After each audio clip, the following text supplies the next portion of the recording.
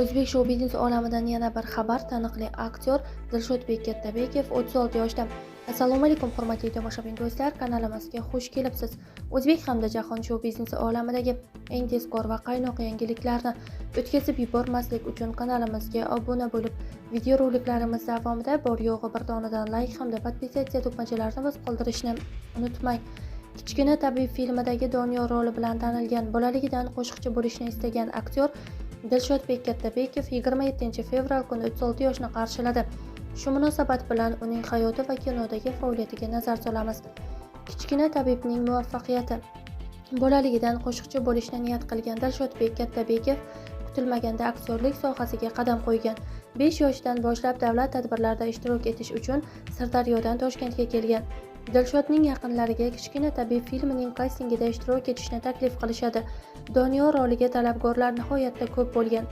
100 dan ortiq ishtirokchilar orasidan tanlab olingan Dilshodbek Kattabekov kino olamiga dadil qadamlar bilan kirib keldi.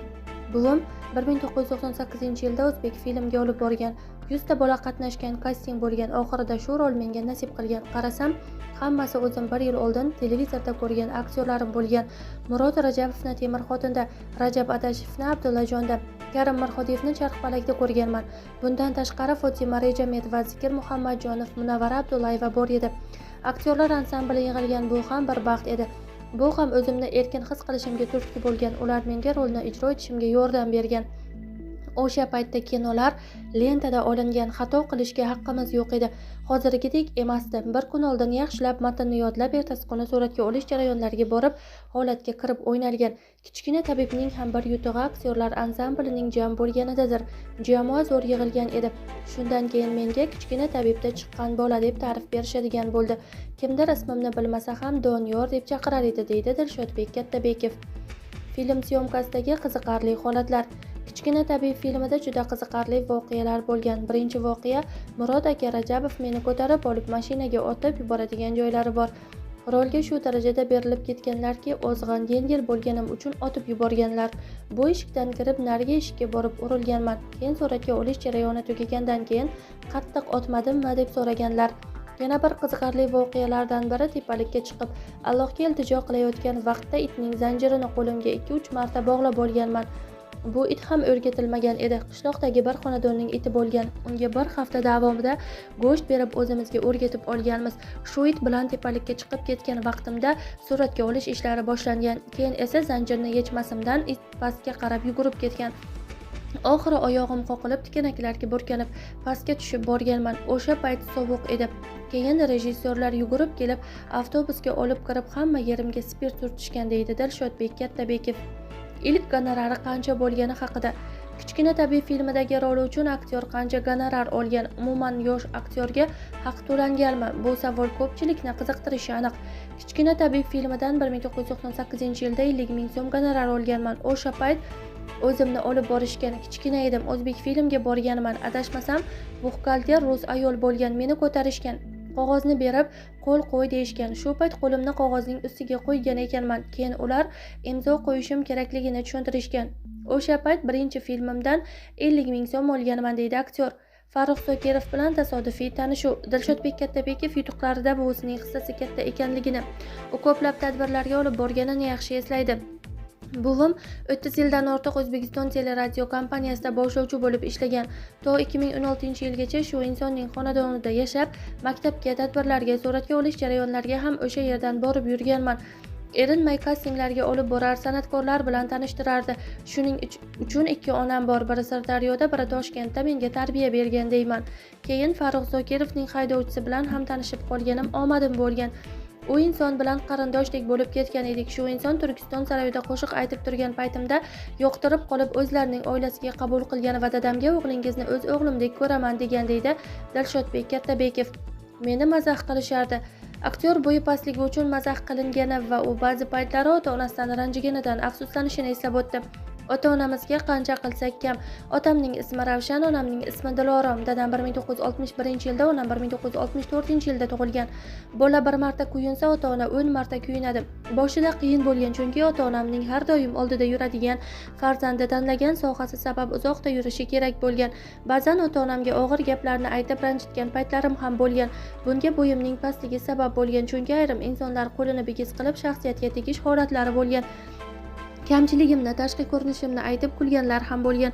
Ko'nglimga og'ir botgan, uydagilarga ko'chaga chiqmayman, ustimdan kulishyapti, san'atni ham tashlayman deb yig'lab aytganman. Ota-onam boshimni silab, ular kulsa kulaversin, sen xursand bo'l. Alloh seni shunaqa kichkina qilib, aziz qilib qo'yibdi der edi. Hozirgi kunda bundan afsuslanmayman. Sog'lomman, oq-qorani ajratib bilaman. Tengdoshlarimdek bo'yim uzun bo'lganda balki bu darajada mashhurlikka erishmagan bo'lar edim. Qaysidir ma'noda shu jussam bilan boshqa hamkasblarimning orasida ajralib turaman. Yoshimiz ulg'aygan bo'lsa ham insonlar haligi bola deb ko'rsatadi. Hamma o'ksinishlar, xafa bo'lish bolalikda qolib ketgan deydi Dilshodbek Kattabekov. Pulga olingan unvon kerak emas. 2008-yilda ham Nihol mukofotiga ham san'at oliygohiga topshirganman. O'sha payt tuman, viloyat bosqichlaridan o'tib respublika bosqichiga yetib borganman. Hozir u odamlar lavozimida bormi yoki yo'qmi bilmayman. Keyin menga kelib, bu bosqich qiyin bo'ladi deyishgan. Qaysi tomonlama desam mablag' bilan bog'liqligini aytishgan. Pul talab qilishgan. 2008-yilda $500 so'rashgan. Iste'dodimni sotib shu unvonni oladigan bo'lsam kerak emas deganman. Haqiqiy unvon xalqning mehri, e'tibori, menga pulga olingan unvon kerak emas deganman deydi Dilshodbek Kattabekov. Umra safaridagi hissiyotlari haqida. Aktyor 2022-yilda umra amallarini ado etgan. Dilshodbek Kattabekov intervyularidan birida muqaddas shaharlarda bo'lgan paytida qanday hissiyotlarni boshdan kechirgani haqida so'zlab bergan edi. U yerga borish hammaga ham nasib qilmaydi eshitganman. Makkaga 15 kunlik yo'llanmani olib, u yerga 100 metr qolganda avtobusdan tushib, oyog'i qayrilib sinib ketib, Makkani ko'ra olmay qaytib kelganlar ham bo'lgan. Alloh chaqiradi va bandasini sababchi qilib ko'rsatib qo'yadi. Saudiya Arabistonida yashovchi o'zbekistonlik futbolchi Jaloliddin Masharipov yaxshi taklif bildirdi. Viza va yo'l haqqini o'zingiz ko'taring, qolganini men qilib beraman dedi. Mehmonxona kerak emas, mening uyim bor dedi. Yil boshidan niyat qilib shu narsa oktyabr oyiga to'g'ri keldi. Bu haqida ota-onamga ketishimga bir kun qolganda aytdim. Yanda 2 kun Madinada bo'ldik. Madinaga borsam inson yana u yerga borgisi kelarkan. Keyin esa payshanba kuni yo'lga chiqib Makkaga jo'nadik. Juma namozini Makkada o'qidik. Bu ham bir baxt. Makkaga borgan inson onadan qayta tug'ilgandek bo'lar ekan. Darvozaga kirganda ko'zim uzoqdan Ka'baga tushdi. Jaloliddin Masharipov bizga vakil sifatida bir insonni qo'shib yuborgan edi. U umra amallarini kim bilar ekan? U menga qarab Ka'bani ushlagingiz kelyaptimi? Shunday bo'lsa, ozgina sabr qiling, Allohning o'zi yo'l ochadi dedi. Meni vahima bosdi. Qarasam hammaning bo'yi mendan baland. Men ularning orasida past bo'y bilan tiqilib qoldim. 7 marta tavof qilish jarayonida turtilib Ka'baga qo'limni tekkizib duo qildim deydi u.